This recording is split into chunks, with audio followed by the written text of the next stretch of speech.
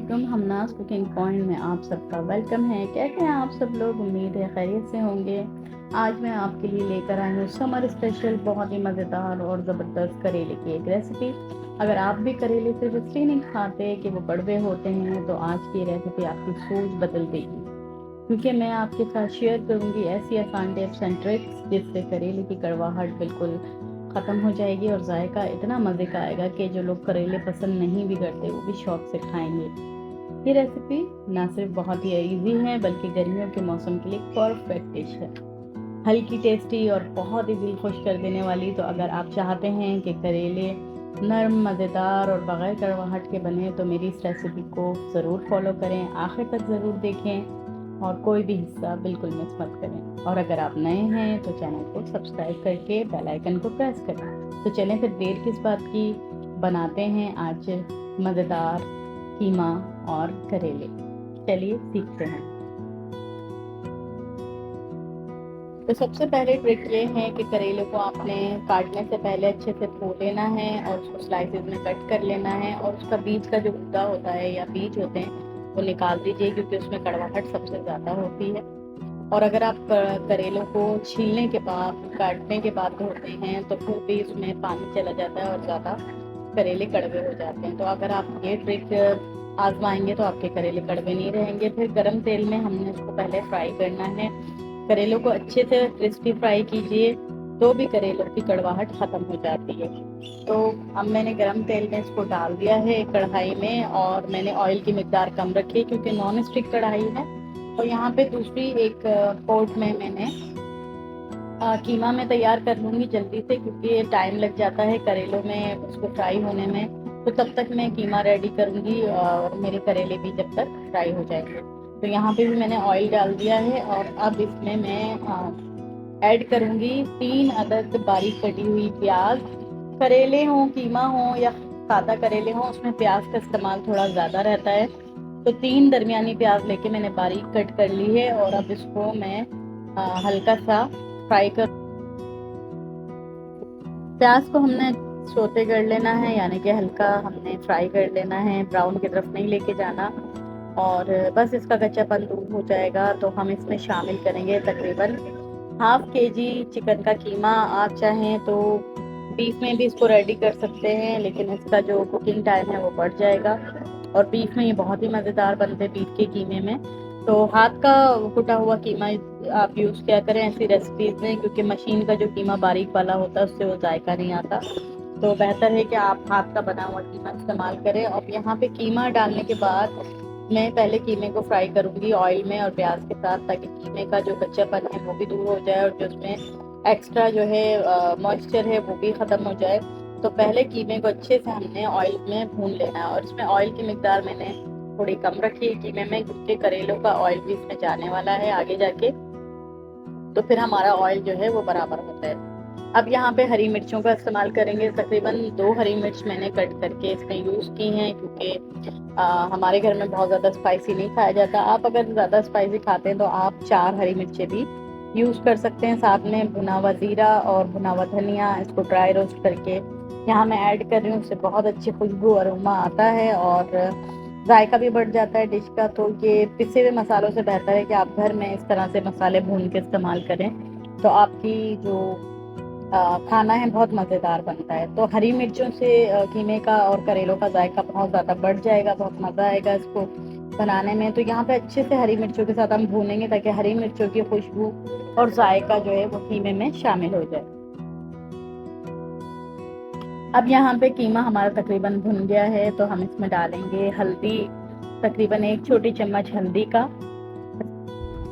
और हल्दी डालने के बाद हम इसमें अदरक लहसुन का जो है क्रश किया हुआ वो डालेंगे 1 चम्मच। आप चाहें ताज़ा अदरक लहसुन भी यूज़ कर सकते हैं, उससे बहुत अच्छा टेस्ट आएगा। और इसको फिर हम दोबारा से चलाएंगे, ताकि अदरक लहसुन हमारा अच्छे से ऑयल के साथ भुन जाए, उसकी स्मेल गायब हो जाए। और जितना अच्छा कीमे को या गोश्त को आप भूनते हैं, उतना ही अच्छी आपकी जो है वो रेसिपी बन के तैयार होती है।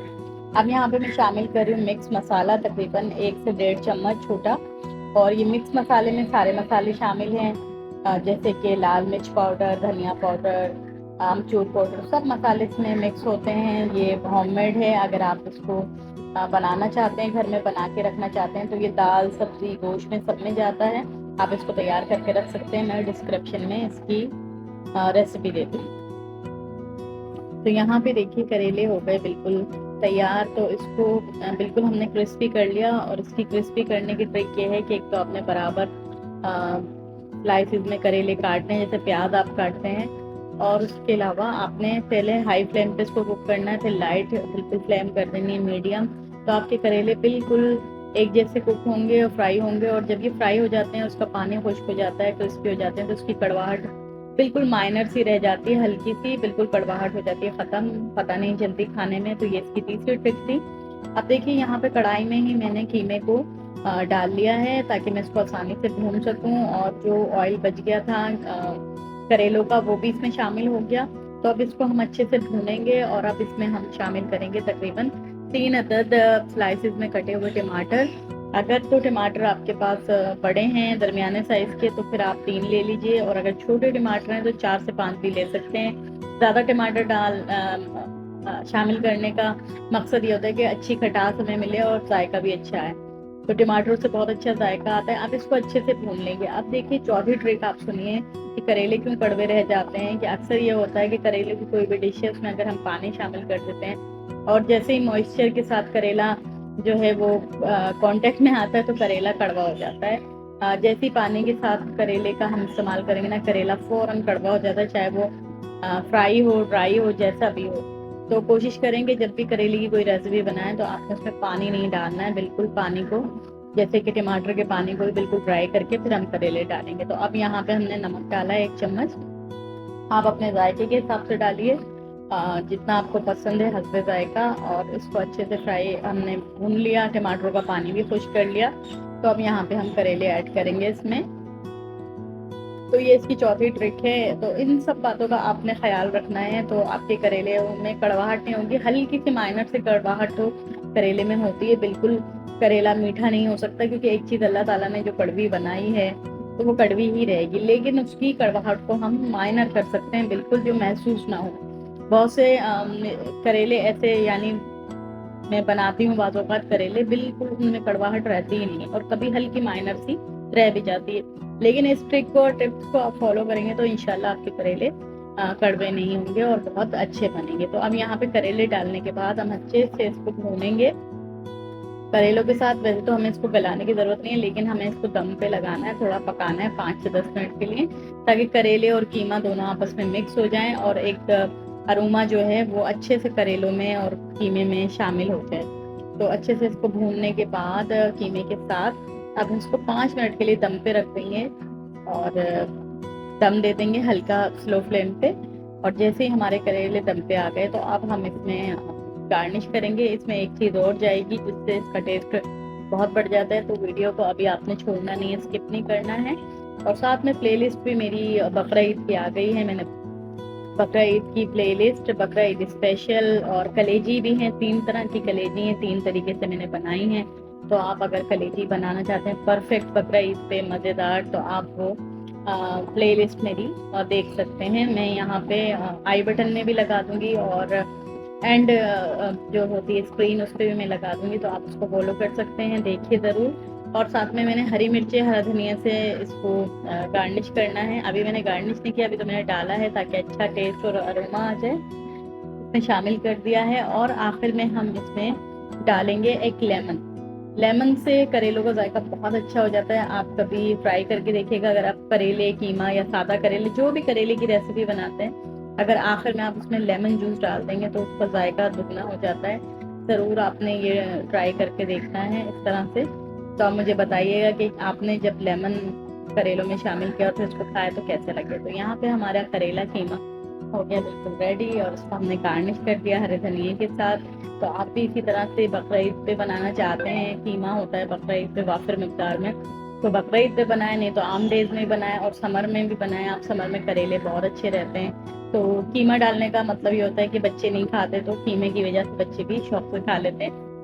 और अगर आपको खाली करेले पसंद है तो आप इसको इसी तरीके से प्याज के साथ भी बना सकते हैं। तो बहुत अच्छी ये टिप्स एंड ट्रिक हैं, अगर आप इसको फॉलो करेंगे तो करेले आपके इसी तरह से परफेक्ट और मज़ेदार बनेंगे।